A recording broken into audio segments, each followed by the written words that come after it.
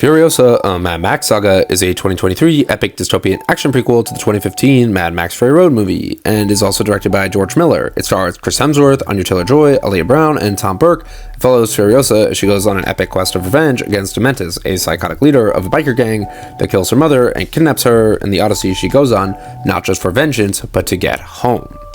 And in this movie, it's really great in many departments. There's intense action, there's really great cool sequences that you would not get in any other movie. There's great editing, amazing colors, distinctive character traits, costume design, as well as makeup and hairstyling that's incredibly immersive and feels really original to this movie.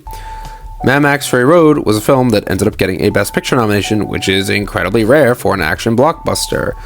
It's kind of like Dune. Most movies that are big action blockbusters don't get this kind of buzz and awards accolades.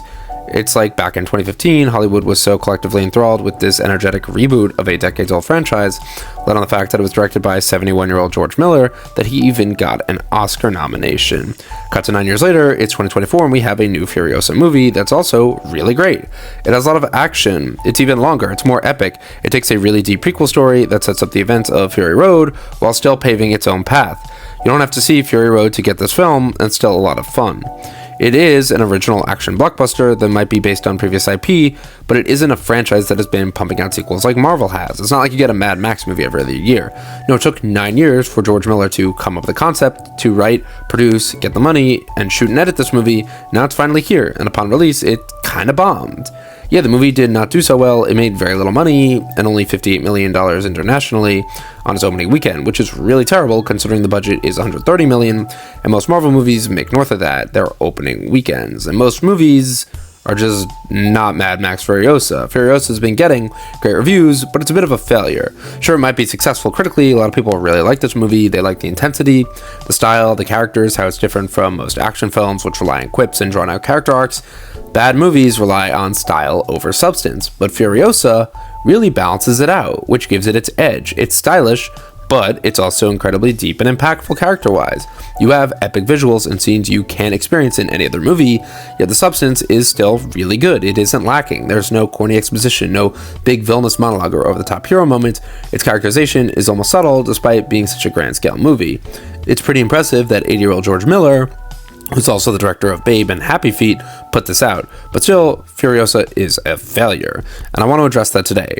And in the hopes of getting a long-awaited Mad Max sequel like The Wasteland, which George Miller's been toying around with for some time now, those hopes have kind of been dashed by the fact that this movie didn't really make back any of its budget, and I'm pretty devastated by this. I know a lot of my friends even said they were going to see this movie 10 times to try and support the movie, but unless you can get tons of the general audience to go see this movie, it doesn't look like it's going to be a success, and therefore not make a profit. And studios want to see a profit. They see these movies as clear business models, and they're not going to be making a sequel to a movie that isn't making money, because let's face it, movies are a business. Which is why everything is either a solo sequel or remake, because you need to have a popular film that's part of a popular franchise to generate excitement, and Mad Max Furiosa is just not a movie that a lot of people are excited for. It's a niche genre. It's a massive, successful franchise. In 2015, Mad Max Fury Road was lightning in a bottle. It came out at a time when superhero movies had just peaked. The Marvel Cinematic Universe was expanding. DC had not even released their Batman vs. Superman movie yet, and it's not like superhero movies were really booming for 10 years. They were just starting, and Fury Road kind of slipped in as the door was closing on old Hollywood. Fury Road represents that one-of-a-kind movie that was very successful by word of mouth, that all sorts of general audience members, like your coworker, or your dad, or kids at school, would have interest in and talk about, because it's a cool movie. People want to see a movie if people talk about it. Very few people like you and me go to see movies just because there's new movies out. A lot of people just go to whatever they see on the billboards or the commercials or their coworker tells them about. Fury Road had that success, but Furiosa does not. So let's talk about it today. Break it down, why Furiosa Mad Max Saga is a failure, and why despite its successful reviews and praise that it's getting, it's still a failure. Part of the reason Furiosa fails is it has an unconventional structure that kind of acts as a double-edged sword, because honestly, I really like the pacing here. At times, I really like how Furiosa takes its time and builds up And there are really great examples of movies that do this and follow a similar structure. Look at Psycho and Fargo. And yet those aren't major blockbusters. And I think the best parts of Furiosa almost work against the movie's success. A big thing I notice here is that Anya Taylor-Joy's character, the title character of the movie, doesn't even show up until an hour into the movie. And honestly, from a film story standpoint, I really like this choice. You can still have your main character appear, albeit with a younger actor, which can leave an impact, but the way this film is structured, the movie is good for your story. Yeah, it might not be good for getting people to see this movie. A lot of people go to see this because they go, where's Anya Taylor-Joy? Where's my babe? People have a crush on her. They like her. They like her as an actress. They want to see this movie for her, and when she doesn't show up till over an hour in, people are going to be bored. But I do think it's a cool way to tell a film. You're not rushing the plot. You're building it up naturally. I think it's a really good story decision. It just has impacted the movie from a business perspective. I like how you get to see the character as a child from the very beginning. From the first minute of the movie, the character is not played by Anya Taylor-Joy, but by Aaliyah Brown, the child actor. It was a surprise to me because I had seen the trailer, but still did not know the first hour of the movie was going to follow Furiosa as a child. I think this leaves so much more of an impact. You don't rush to see her as an adult. You aren't cutting to the future. You aren't making things move fast because it's a movie and we want to get the juicy action first. No, the first hour is all set up, but it's great because it's entertaining.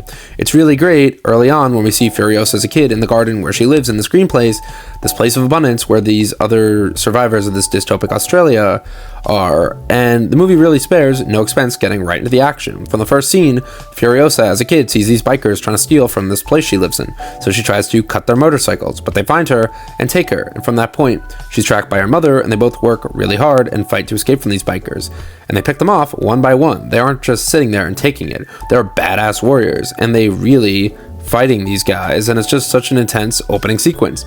But still, there's no Anya Taylor-Joy. She doesn't appear yet. It's just Furiosa as a child.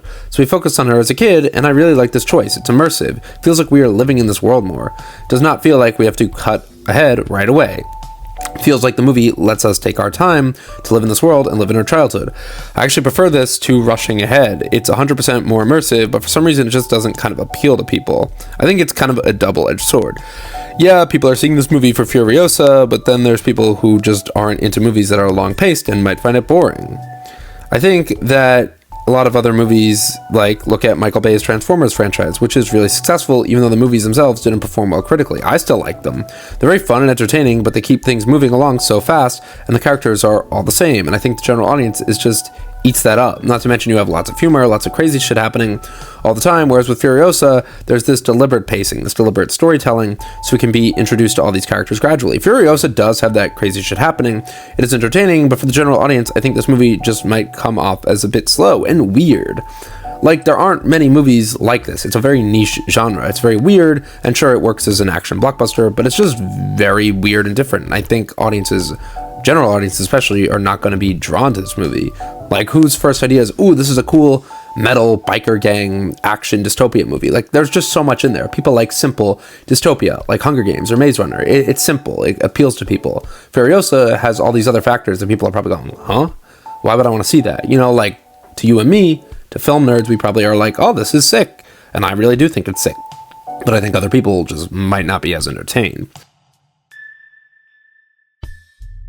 We spent a lot of time at the beginning with Chris Hemsworth and his biker gang, with him as Dementis, and I thought he was really good as this crazy character. But all that stuff that we film in the film, I think general audiences just will not eat it up. They'll find it slow. The movie takes its time. We spend the first hour with Dementis' gang, which is really important because he kind of disappears for the second act, so we can focus on Furiosa as an adult. I think general audiences just won't care. They want to see Furiosa taking on Dementis. So the first hour is pretty much all set up, and despite being really interesting, the second hour takes its time to introduce Furiosa as an adult, and Dementis takes a back seat. But like, if you look at this from a blockbuster scientific formula, it just doesn't equate. People want to see this consistent energy. The movie is set in 5 chapters, which kind of explains why it has a bit of a choppy plot. It's not so consistent. There's no strong flow. It still is really entertaining, but the pacing definitely leaves a little bit to be desired. If you were looking at this from a pure blockbuster point of view, it's almost like the movie takes a couple breaks, and a lot of people won't mind that. They like the world building, they like how it's setting up something new. But if you compare this to The Golden Days of Marvel or even Fury Road, which runs a tight 120 minutes, there's a difference between those movies, which move really fast, and they're shorter too. There's constant action and one consistent villain, and it's pretty much just that. But because Furiosa has a lot of setup early on, and then introduces Anya Taylor-Joy's older version of Furiosa later on, film almost an hour into the movie, people are definitely going to be bored early on. And And I wasn't bored, I'll say that right away. I really like this choice, but it just isn't something that many people can get on board with. Also, look at the character of Praetorian Jack, who, by the way, has his name mentioned, I think, only once. Because I saw this movie twice, and the first time I missed it, then I saw it again, and I really only heard his name once. So I think there is something about being able to latch onto one character that the general audience just won't care about when they, don't know who this character is. They want a character who will have quips, who will be funny, and I do think Jack is a very necessary character. And he's a brutally efficient one, too. He doesn't have too many lines of dialogue. He comes in an hour into the film, and everything he says is very important and helps to seal his bond with Furiosa. But he's also, like her, very quiet and mostly is silent with his visual appearance, driving the plot. They don't need a lot of dialogue. But again, he comes in an hour into the movie, and I think for most audiences, it's just not going to work. People want characters they can follow right from the beginning, like Chris Hemsworth and Anya Taylor-Joy. And the fact that Chris Hemsworth disappears, Anya Taylor-Joy doesn't show up for an hour into the movie, and then this other character gets introduced, just is a lot for general audiences to take in. This is a survival action film, after all, where the two of them, Tom Burke's character and Anya Taylor-Joy's character, just have to drive a giant war rig and help each other to survive. And that is the story. You don't need lots of dialogue to support. But at the same time, general audience probably won't give a shit. They want to see something funny. They want quips. They want jokes after they kill people. I mean, I'm saying this because Marvel movies have kind of poisoned people's minds. This is what big blockbusters are about. And really, Furiosa is great because it doesn't use that typical formula. It's not that bullshit. It's different. Like I said, I think people just won't care. And clearly, based on the numbers, they don't. Like I said with Praetorian Jack, he comes in more than an hour into the film, which again, from a box office formula, doesn't equate. You need to introduce all your characters early on. It's something that honestly is kind of sad to say because I think it's really cool when you introduce a character late in your film. There's other films out there that aren't as big, like Place Beyond the Pines, where Bradley Cooper's character comes in more than an hour into the movie, or King Kong, the blockbuster from 2005. I mean, that was from a different era of Hollywood, but the titular giant ape doesn't even appear until 90 minutes into the movie. And to pull that off, Peter Jackson obviously had to do a lot with this movie. He had the characters fighting giant dinosaurs before all that. There was this discovery of an island. There's mystery. And it's never boring. There's always suspense and excitement. And when you finally meet King Kong's there and you spend the rest of the movie with him. But it's really hard to pull that off, especially with having great pacing. And I think this is where Furiosa struggles. The movie definitely has a bit of a pacing problem, like I said, with its characters. In the second act, we meet this Jack character who's there to help Furiosa drive the war rig. And I think they have really great chemistry. We also get one of the really great scenes in the entire movie where they have to defend their rig from attacking motorists, and it's really unbelievable. There aren't action sequences like this in any other movie. It's the standout sequence of the film to me. You have the war boys and Jack and Furiosa trying to defend their war rig while these ravagers on motorcycles, bikes, and cars keep speeding up to them, doing whatever they can to stop them. And their rig, they've built in this giant shredder attached to the back of the rig. These motorists have giant parachutes and they can fly. They have motor-propelled planes with giant fans. Just when you think they've taken them all down, they keep reappearing and circling the rig. It's really an epic chase sequence, and honestly, one of the best scenes in the movie. But the slight problem is we've just met this Jack character, and Furiosa and him are just starting to bond, and it's a really great moment because we've seen her grow up as a kid, and most general audience members kind of are like just getting to see Furiosa for the first time too. They have no idea who this Jack guy is. I mean, that's how I felt first watching this. I had no idea who he was. He just appears and he's some random guy who goes, oh, he's the best driver on the Fury Road. He hasn't ever lost any one of his trucks. So we just go, okay, now this guy's in the movie. But introducing a character this late is really tough to do, and it's a real gamble that the movie made, and at least failed commercially by doing this. Because most general audience members don't know who this character is, and they don't care. And he isn't a big part of the marketing, so I think word of mouth people are going to find it kind of odd. But if looking at it from a story point of view, it really does work. There's no reason to give this Jack character any backstory. He has some brief lines later on, and that's all you really need. There's no real reason to introduce him early on, because the whole first hour is based on Furiosa's life. So it'd feel kind of forced to add in this separate plot involving Jack. I think story-wise, it's a great choice, but if you're looking at how to make a successful blockbuster, you need to find a way to condense these elements. The same goes for Dementis, who's played by Chris Hemsworth. He's pretty much in the first hour of the movie with the young Furiosa character, but then he's forced to trade her to a Morton Joe, the big scary white guy with the mask, and then he just disappears so we can watch Furiosa grow up. And certainly is an interesting choice. I don't really think we needed Hemsworth here, but if you're looking at it purely from a blockbuster point of view, the formula, once again, you just need some bad guy. You need someone who's always a threat, always lurking. But because he disappears, and then we meet Jack, and then they're just attacked by some random motorist, and it's like Dementis kind of takes a back seat, it doesn't hit the same if perhaps Hemsworth had been with her the entire time or trying to take her down. I think more people would be invested in the movie if Hemsworth was always the bad guy, if he was almost always on screen. You need consistency, you need that flow, but Furiosa doesn't have that, which is a big gamble. I was honestly really surprised with Dune Part 2 because honestly they seem very similar and it seemed it would fail the same way Furiosa did. It's a really long movie. It has a villain who literally barely appears in the film. It has long scenes of dialogue. It's a bit slow. It's really great looking, but very subtle at times, and I think it's very interesting to compare the two because while Dune 2 was really successful both critically and commercially, and Furiosa was successful with the critics, it made no money, whereas Dune 2 was a success. There's also some other factors, though, that do have a lot going for it. First of all, Dune hits all the Hollywood checklist boxes, which Furiosa kind of struggles with. There's a villain, yes, you have Austin Butler's Fade Rautha, and in Furiosa, we have Chris Hemsworth. But I think the hero chemistry between Timothée Chalamet and Austin Butler's Fade Rautha is more Hollywood, if that makes sense. It just clicks, whereas with Hemsworth and Anya Taylor-Joy, we barely see them share the screen together, mostly because it's over 2 time periods. And the funny thing is, Austin Butler and Timothée Chalamet also rarely share the screen together at all. It just has this build-up and this epic final fight that feels very Hollywood.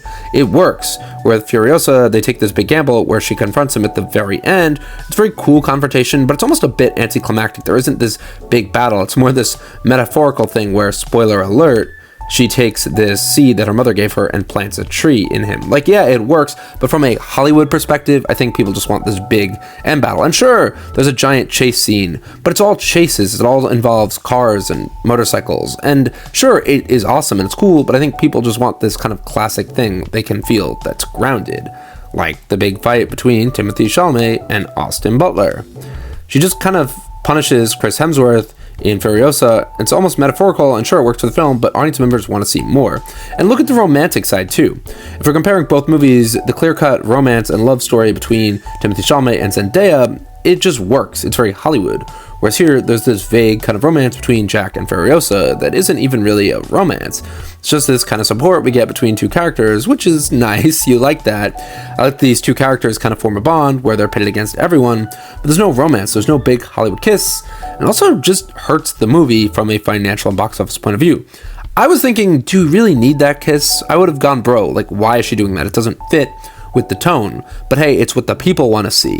Even the humor, which is a very interesting point, is more apparent in Dune 2, which balances this epic story of a hero finding his path, and there's some lighthearted moments, like with Stilgar training Paul. That's a nice bit of balance. We get a bit of that here with little Furiosa riding with Chris Hemsworth's character, but it's just different. There is something that doesn't have that Hollywood appeal here. Hemsworth is this psychotic villain who kidnaps her and forces her to watch him quarter guy or drive around with his desert cult. It's more niche, it's more heavy, it's more hard to get involved with, whereas with Dune, it's just this applicable sci-fi story that's been done 100 times and has worked. I mean, Star Wars ripped off Dune, so clearly it's a story that people are familiar with and kind of can see themselves in, whereas Furiosa is just really hard, it's really metal, it's really weird, it's also R-rated, and I think it's just something that puts up a wall between the movie and the audience. Where Dune succeeds and where Furiosa might fail is also how it staggers its large cast. And see, there's only a handful of characters in Furiosa, at least the main ones, so the plot might feel slow or like it comes to a halt when we focus on Furiosa or take a break from Hemsworth or introduce Jack. But in Dune, there's always some new character, and it's always flowing as part of the ever-evolving plot. Like if Timothée Chalamet isn't on screen, we meet Austin Butler, or if he's not on screen, we're introducing Josh Brolin from the last movie, or Princess Irulan, played by Florence Pugh, and she's there to fill the gaps, or we're meeting the Desert Tribe, or we're watching the evolution of Rebecca Ferguson's character, or we're focusing on Batista, or Javier Bardem, or Zendaya. Either way, the plot always feels like it's expanding, and feels like it's growing, whereas Furiosa at parts feels like it might be stuck in place. Another reason that's kind of a big controversial one, but also a really big factor, is the fact that this is a female-led spinoff. And yeah, I want to get this out of the way, I really think Furiosa is an awesome character. There have been pretty bad movies in the recent past, like Charlie's Angels and MIB International and The Marvels, and some of the new Star Wars films, which people have often cited as being forced and having forced inclusion elements. And yeah, some of those movies do have very obvious forced plot choices. Like, yeah, you can have a strong female character, just have a really good story, and to be honest, Furiosa does have that. I don't think this is a story just about women getting revenge. I don't think there's any political angle here that's distracting at all. I just thought it was a really fucking good revenge film. But sadly, a lot of people are going to see this movie and think of the fact that it's called Furiosa, a Mad Max saga. And they might honestly just be turned off by the idea that, oh, this is Furiosa, it's not Mad Max. And they might just be drawn to the fact that this is not a Mad Max saga. The fact that it's called Furiosa takes away from a franchise that honestly is now better because of this movie. It's just a lot of the percentage of men who go to see these films, and yeah, there will be film bros who will go to see a Mad Max film no matter what. But what about the general population? Do you think regular dudes or even women looking to see a movie will see the title of this film and think, oh, it's not even a Mad Max film, it's a spin-off, it's about Furiosa? Do you really think they're going to seek this movie out? No, because it's not part of the main franchise. And Furiosa, a lot of people that haven't even heard of the original movie just won't care. I mean, there's even women who will complain about these inclusion elements, and they might not even be drawn to see this. They might think, oh, this is another cringe female-led action blockbuster trying to be cool. And the sad thing is, the movie is actually really good. It's really original. It's really striking. My only issues with it are the pacing at parts. But I really do think that Furiosa is such a great lead and such an amazing character. It just sucks that the movie was not able to market this enough to get people to see it or have the movie stand out on its own. I really thought both the trailers for this movie looked so metal and so badass. I think there are other great female-led action flicks like Alien films and Kill Bill and Terminator 2, which this movie, from an originality standpoint, is on par with. It's just that people are not going to be drawn to see Furiosa, a Mad Max saga, because it is called Furiosa, a Mad Max saga. And I think, sadly, people just don't have that much interest in this franchise, and then seeing that there is, oh, another female-led reboot, they might be turned off, which is really a dumb thing to think. Like, just see a movie because it looks great. The first trailers for this movie were awesome. There's a 15-minute action sequence in this, like I mentioned, where the Flyboys are chasing the rig, which is unmatched by any film this year. It's an incredible sequence, and the movie itself is amazing. I just think that people are going to have an issue with this movie because of political differences, which is kind of sad, but it shows how it's really hard to market a movie in today's landscape, which is so divisive. I always thought people would want to see some big, epic, violent movie with cars and bikes and explosions and cool skull masks and flamethrowers going off all the time, but it just seems that there is this wall that's up that not everyone will have it appeal to them. When you compare it to Dune, which is rated PG-13, and it's not even that violent. Like, it is dark, but the violence is obscured, and you never see any blood. I think there's something more appealing about that, or at least something people can go watch over and over again. Whereas a mom might say, oh, I'm not taking my kids to Furiosa, it's violent. And with Dune, people say, oh, it's based on a book, it's got really great reviews, it has a great cast, oh, I love that Timothy boy.